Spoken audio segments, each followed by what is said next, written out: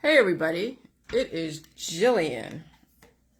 So, I know many people out there think that mucus only comes from one specific thing, like drugs, alcohol, and other types of illicit or prescription drugs.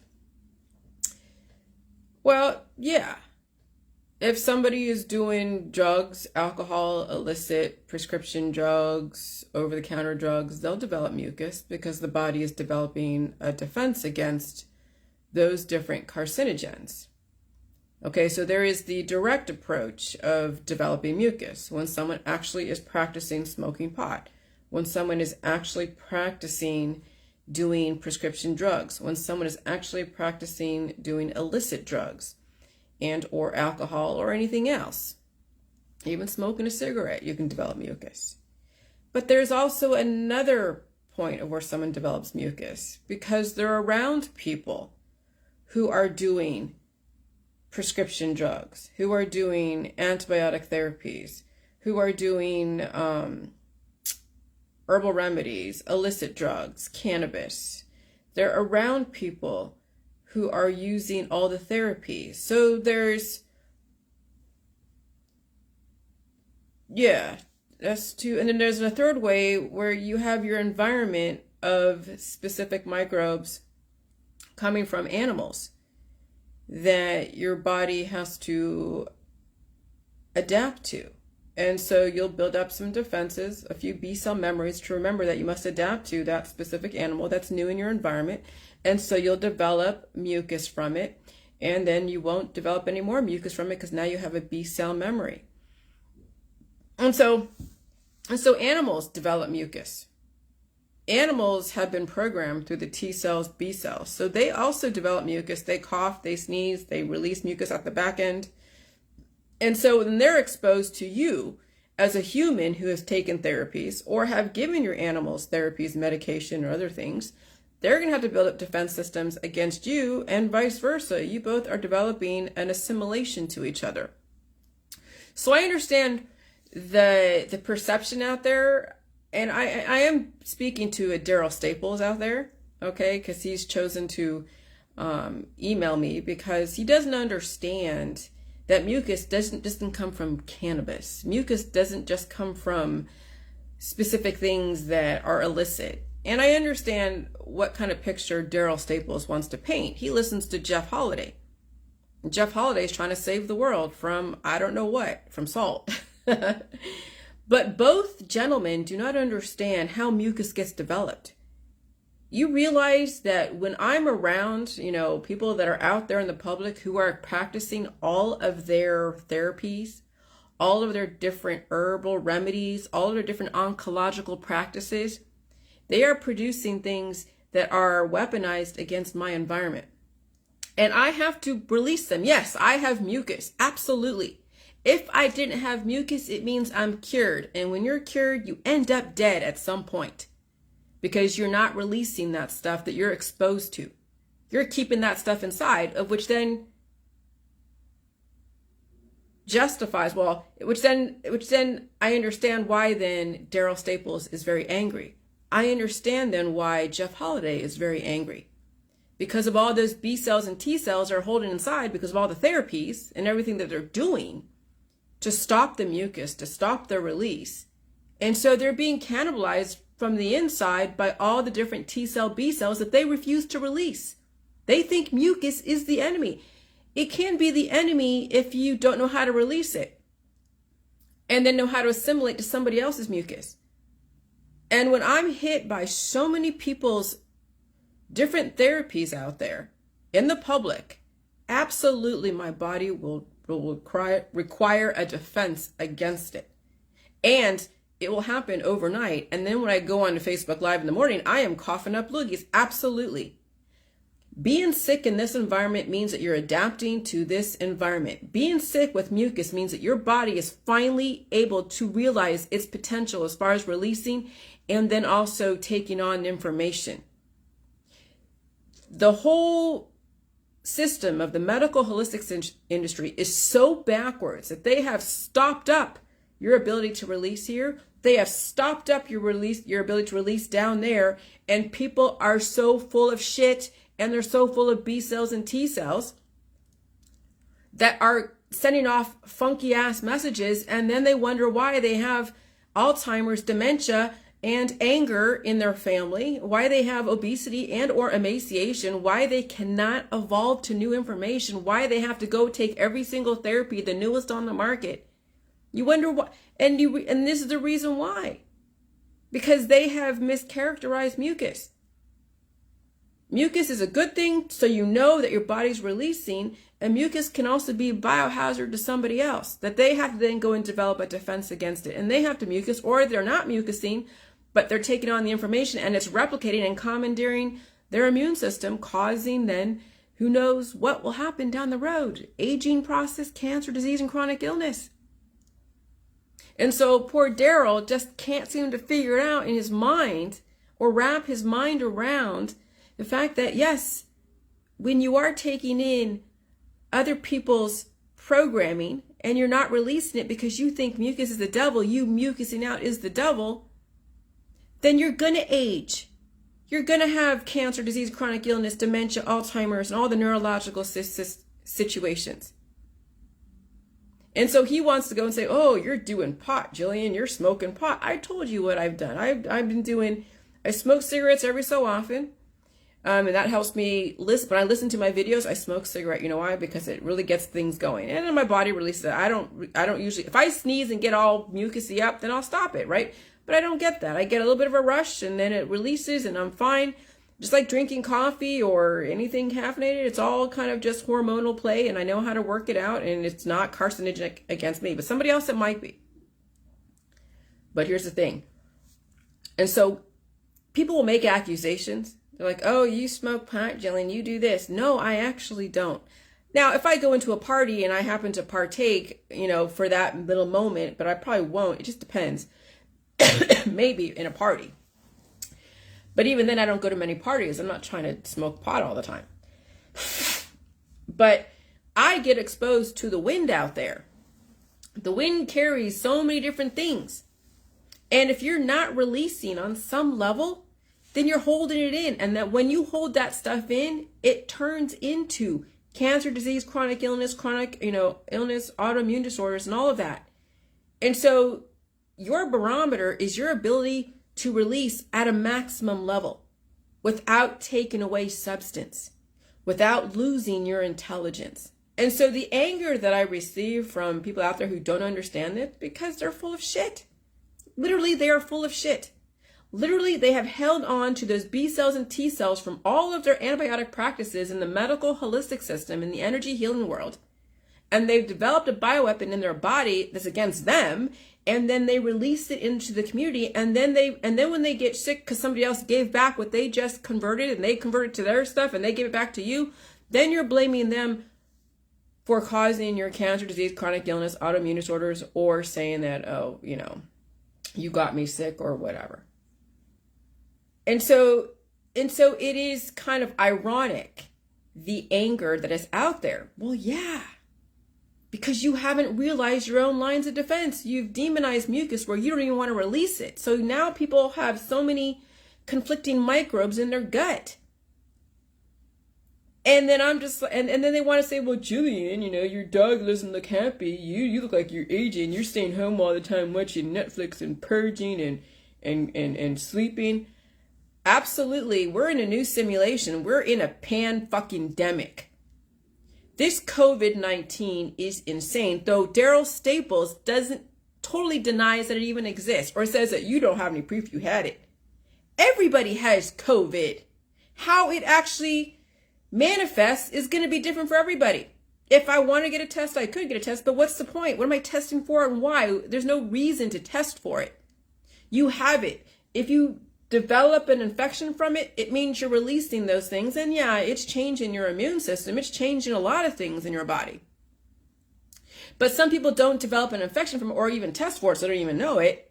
And then 5 or 6 years later, they're dealing with cancer, disease, chronic illness, or they have an autoimmune disorder, or they have diabetes, they have heart attack, stroke, whatever, and they'll never trace it back to their exposure to the COVID, to any of the variants or anything they're doing. And they will also be taking the remedies in responses to whatever symptoms they have.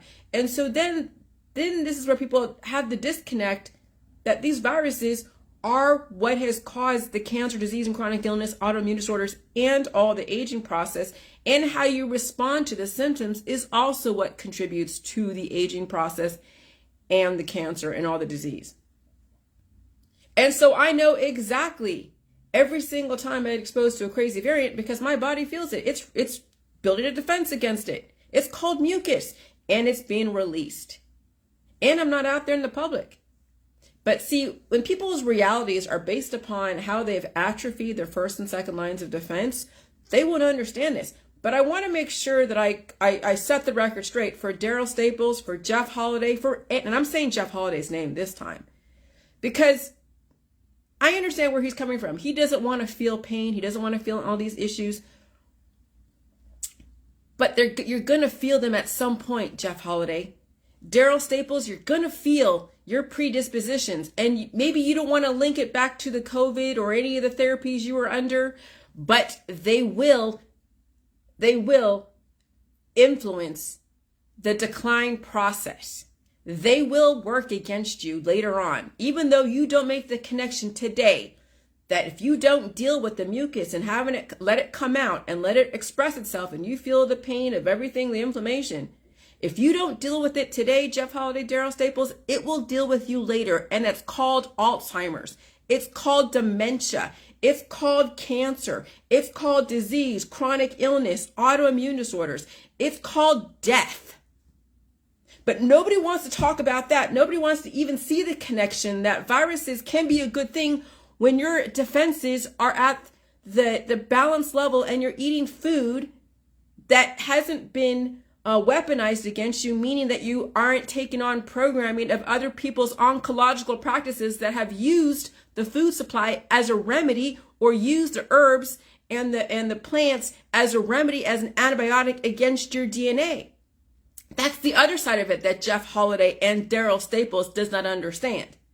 That whatever they're doing, whether it's alcohol, drugs, or anything else, they have weaponized their environment against their body because their immune system has to develop a defense against their cannabis, has to develop a defense against a protein used in an antibiotic, whether it's oncology or any other remedy for their symptoms. And then they share that with the people around them. And so somebody else takes on the allergy because that immune system developed a defense against the food supply, developed a defense against the elements. And so when I'm around people who are using therapies and they're releasing their mucus into the environment and it's microscopic, then my body has to develop a defense against their defenses against their environment. And then if they're around me, I give it back to them in a converted form and they will take it on and it'll commandeer their system and their body will go and try to defend against it and it becomes a war at the micro level. And so absolutely I'm going to be dealing with mucus when I'm around people that I don't normally hang out with, or when my husband comes home and he brings home whatever. Absolutely. And I know people think that the old world should always be forever. I'm sorry, but you're seeing the decline in people. The old world isn't working anymore. Look at how many people are dealing with cancer, disease, chronic illness, intolerance, attacking each other, not only at the micro level, but at the macro level. You're seeing people flip the fuck out over anything new brought into their world. They can't handle the new environment, or they get lost in all their hormones and distractions. And they're all about love, love, love, because that's the only way they can cope with the stresses of the economics, the stresses of their own body, the stresses of the people around them. And so they try to hide behind the emotions. And okay, that's fine, but you're not dealing with reality. You're just trying to cover it up, put a Band-Aid over it with emotions, with happiness, with love and all this other stuff, with sex. Humans have a lot more potential than just their body parts. Humans are not just their body parts, but humans have commodified their body parts. They have given their bodies to science. They have used their body parts to get a boy or get a girl or get a man or get a woman. They have commodified themselves through plastic surgery, through all the remedies. They have commodified their organs. They've commodified their blood. They've commodified everything about themselves, and they don't build up anything up here. And so it's all about the body and the hormones and what they can get from their body and their hormones and how they position information through their hormones in their body. And then they don't develop new thought processes, new diverse ways of doing things. And then they project that onto other people.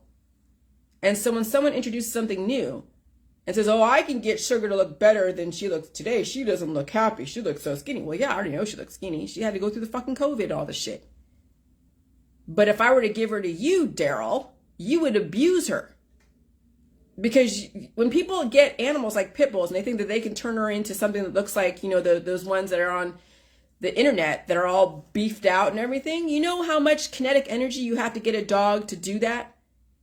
Am I going to beat my dog into submission like you want her to look like one of those big pit bulls out there? I want my dog to be a sentient animal. I don't want her to deal with the predispositions that was bred into her because of the backyard breeders, people who are breeding animals left and fucking right and selling them on the open market with issues. People take them on, the animal doesn't behave, and guess what? The animal becomes disposable. And they don't want to sit with trying to build that dog up to the level of the environment. No, they're using the veterinaries on these animals. They're using drugs on their animals, starving their animals, putting them on diets. And so, my animal had to deal with all the COVID stuff. Yeah, she had seizures, so many of them because of all the stupid predispositions within her body that has to go and express itself. And then I have to go and feed. And it will change her personality. People's personalities change when their body isn't programmed the way it was before, the way it was bred. Believe me, if I had known this was going to happen, back in 2015, would I have gotten an animal? No, because watching an animal try to survive this environment without destroying them with medication, knowing that if you put them on medication, at some point the cures are going to wear off, and then all the viruses are going to go and replicate, and then the animals don't survive. Look, animals, they get older and they die. You know why? Because all the T cells and B cells that were atrophied inside of them because the owner didn't want to let it to express and couldn't deal with the changes. Because yeah, my dog peed in the house, pooed in the house, whatever, a few times, peed in the bed, had the seizures, had to go through all the bullshit, is now building up her strength from after being dealing with all these viruses. And that little bubble in the back of her head fell off finally.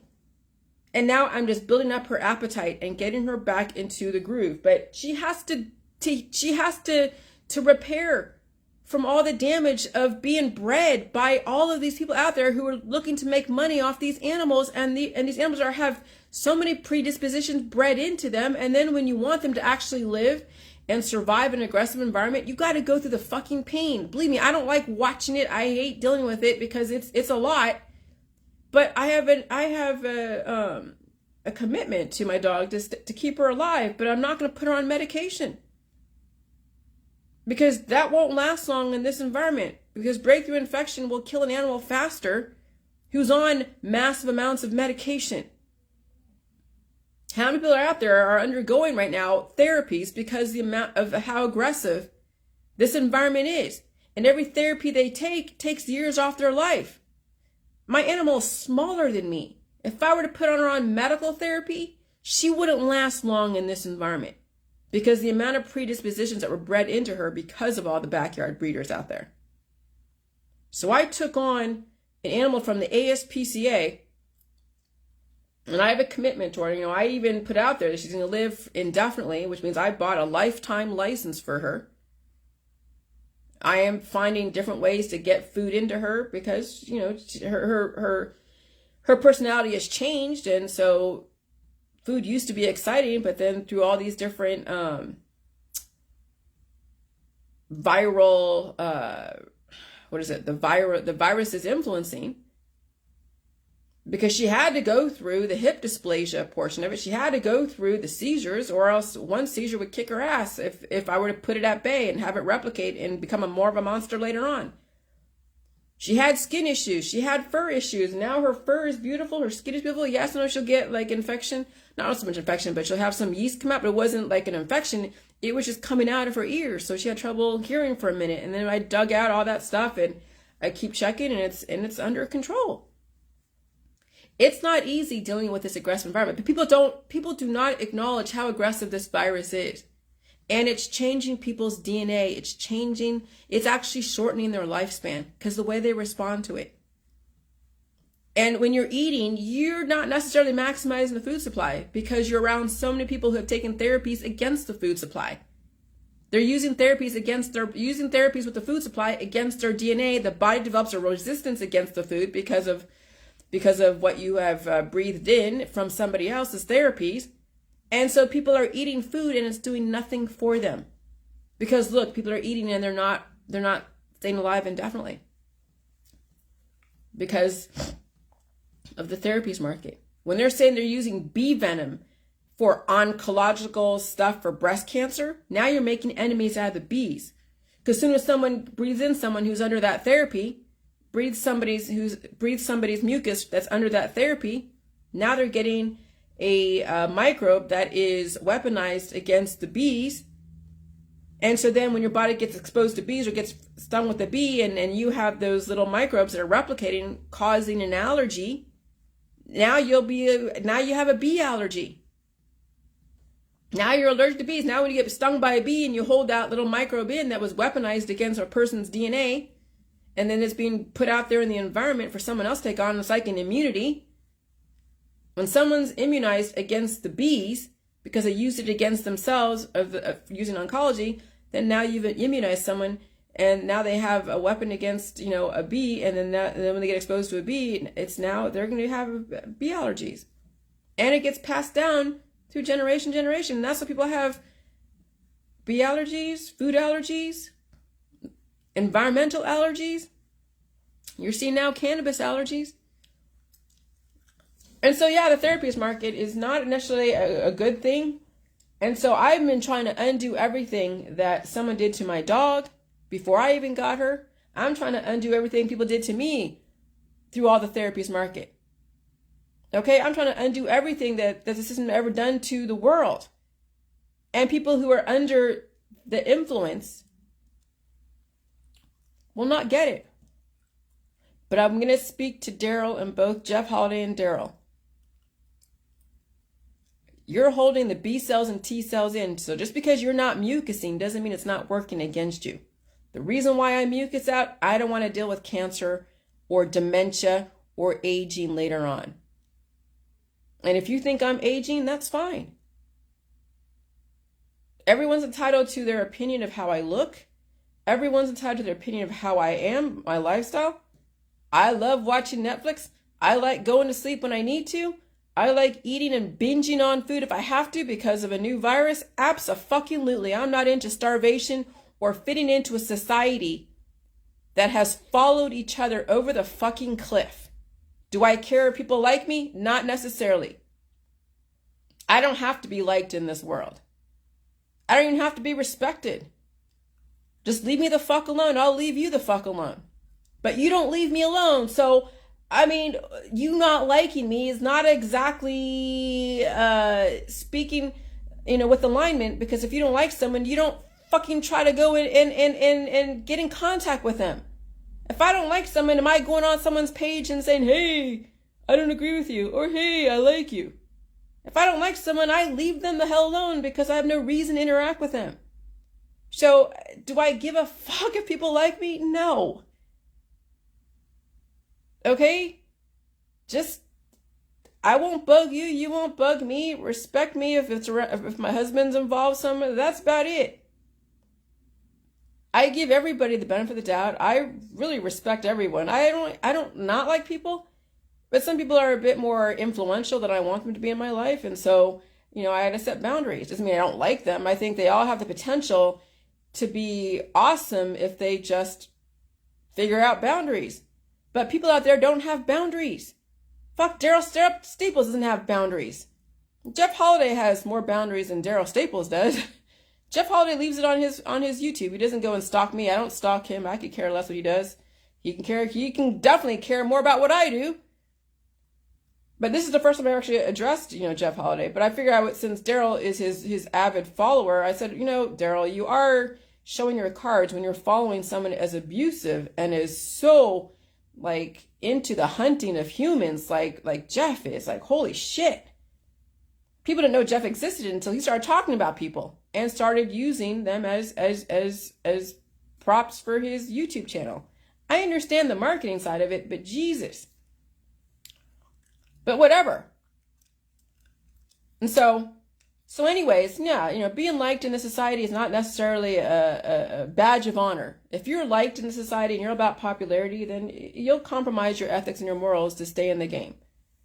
You'll find a way to sacrifice a person, place, or a thing to get yourself ahead. Okay, fine. So anyways. But yeah, I am about traveling in the brain. I'm not trying to use my body for nothing. Those days are gone. My husband and I have a very symbiotic relationship. You can have all your, whatever, your perceptions of my husband and I's relationship, but let me tell you, we came from nothing. When I met him back in 2010, it was on the internet, and I was looking to get the hell out of California. And I was looking to get married and looking to find something. And I found someone that, you never know who people are, but I found him and we made something. We started from scratch.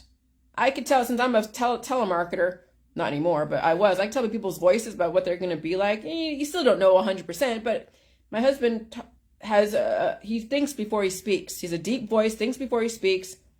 His sister vetted me out when we first, and this is like 2 years onto Facebook. And so when I went across country, and he was dealing with some other chick at the time, so whatever, and then he let her go. But I came across here, and I had actually a roommate set up. I had a roommate set up out here from Craigslist. Luckily, thank God that didn't print out because she was kind of weird. But anyways, but we ended up getting together. We ended up navigating our way through Ohio back in 2010, then to Florida, then to California. And then from California to Arizona, and then I wanted to do something other than being an insurance salesman, and he was a landscaper at the time. And that's when we decided to go do the trucking. And we were going to be on the truck together and figure it out. We were forced to figure it out. I even tattooed a ring back in Marysville, California, because I was going to make this work, even if it killed me. I was going to make this work. Okay? And yes, life changes. People grow. People evolve. It was difficult when the JILLYJUICE came around because everyone was just like flipping out, and he had to deal with some of that. But he learned. He got a thick skin from it. Understands how to block people and just ignore stupid shit. Okay? And so even your hormones change in a marriage. Not everyone's going to be all ready to go all the time. Some people are fine. Go for it. But that's the thing, is that when people's hormones change, life changes. You can't always get what you want. If you got everything that you wanted as far as, physical stuff, people would die sooner. Look at all the porn industry. People dying from cancer, disease, and chronic illness. And you know what gets the most, cancer, disease, and chronic illness is in the reproductive area for those in the porn industry. Because that gets so much of the kinetic energy. So much destruction. And so then people die from, cervical cancer or, ovarian cancer, testicular cancer. All the different cancers happen because of all the kinetic energy in that area, and the body now wants to recover from all of that. Okay? So if someone got everything they ever wanted as far as sexually, they would be cannibalized by the other person, and they would die from cancer and chronic illness sooner. And so you don't want to giving people sexually all the time. I'm not saying that's what's going on in our marriage. Our marriage is fine because he's gone, during the week anyways. And so we have the weekend. Okay. But it's fine for us. Does my husband sleep in the same bed as me? Sometimes, but he snores. Do you know that some marriages, people sleep in separate bedrooms? Some people sleep in separate places? Big fucking deal. Why do people have to sleep in the same bed all the time? Maybe you want your space. You know, I may grind my teeth, or not anymore, but you know, everyone has just different ways of doing stuff. So I'm going to put it all out there. And I don't care what people say about it, because you know what? It works for us. We work symbiotically. He respects me. I respect him. He could be in the bed if he wants to. But he doesn't want to be in the bed all the time, because it's you know, he's afraid sugar might pee on him too. But we're in the same house together. We're dealing with the same stuff together. You know, not every marriage is the same. Some people who sleep in the same bed end up in divorce later on. Okay? And so you got to realize that there's so many different ways to be married out there. There isn't just one way to be married. I know people are like, oh, I remember somebody, when I was living with somebody, that they wanted their husband or whatever was sleeping on the couch all the time. And she was really upset. She's like, you know, you need to be in the bed. You need to be in the bed. And she felt like if it wasn't a marriage if her husband wasn't in the bed next to her. Well, where did she get that from? Why is it that you have to have your mate in the bed with you all the time? When you think about people's needs, when you're that needy where someone has to be by your side all the time, okay? I'm not a cuddly person. I definitely love and respect my husband, but I don't need to be glommed all over him and suck the life out of him. The fact that I went on the boat with him the other day, he was really appreciative, because I actually made an effort to be in his life. He has to deal with my life, and he gets it all the time from the Facebook stuff. But I don't necessarily always go out there in his world. So when I went out there on the boat, he was very happy with that. Am I going to do it all the time? No, because right now I got to get this book done. When my book is done, fine. I might do more of that. But it work. The stuff that we have, it works. Do I need to explain this to the world? I don't need to, but you got to understand that there's so many different ways to be married. You don't have to have this cookie cutter, you know, perfect, what you think is perfect, that anyone that's married has to be in the same bed. They have to be around each other most of the time or all the time. No. Again, back then, people had separate beds. They may have been in separate bedrooms. Maybe they want their space. I find it easier to have my space. Sleeping by myself is easier than sleeping with somebody. And for him too. I mean, he has to get up early, and the alarm clocks, oh my God. You know, when he has to hit the alarm clock 10 times and it's interrupting my sleep, you think I want to sleep with that all the time? No. When he was home, he was sleeping. When he was home every day, he slept in the bed a lot. And then eventually I kicked his ass out, because the alarm clock was insane. It was causing crap. Okay, the alarm clock, when him hitting it at 5 a.m, 10 times so we can wake up by 7, I don't want to hear alarm clock for 2 fucking hours. If he just got up, I wouldn't care. He doesn't just get up. It takes him a while to get up. And so sometimes sleeping, the way people sleep and the way they wake up is so different. And so if the way you sleep and wake up isn't exactly the same, then you have to find different ways to make shit work. And so that's where people, you know, have to realize that's the world. We have different ways to do things. So anyways, I wanted to put that out there because I want you to know that whatever you do out there, and you like it or don't like it, if you like it, it's normal for you, and everything is great, fucking A, that's awesome. Good for you. If it works for you and you enjoy it and everything, fine.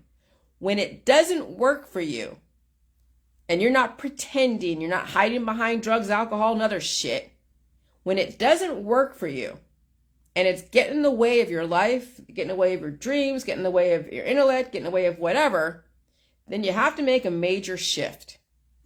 You can't be doing the repackaged stuff that's been out there being sold by everybody and their mother.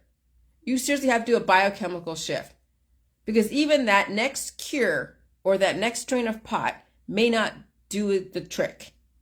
If anything, your body will develop a resistance against that.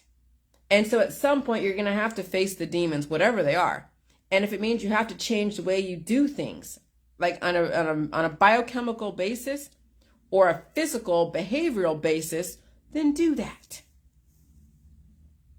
But I'm going to say this, you know, I like my life. My husband enjoys his life. Do we all get what we want all the time? I hope not, because you will die from the excess of getting everything you want all the time. At some point, you have to earn the shit that you want. And you have to set your life up and be strategic around what you want. And even what you want is not necessarily what you need. And what you need is not necessarily what you want. And you have to differentiate between the two, because some people don't even know what they want versus what they need. And then their hormones take over, and now everything what they need is not really what they need, it's what they want. And then their needs don't get met, but they have all the wants in the world, and now they are an alcoholic, drug addict, and sex addict, and they are being cannibalized by all the vampires in their society. And so now it's really differentiating between needs and wants and biophysical behavioral changes. And so, you know, but I like my life because I am traveling through time and through intellect through my brain. It's not about the body, about the brain. All right, bye.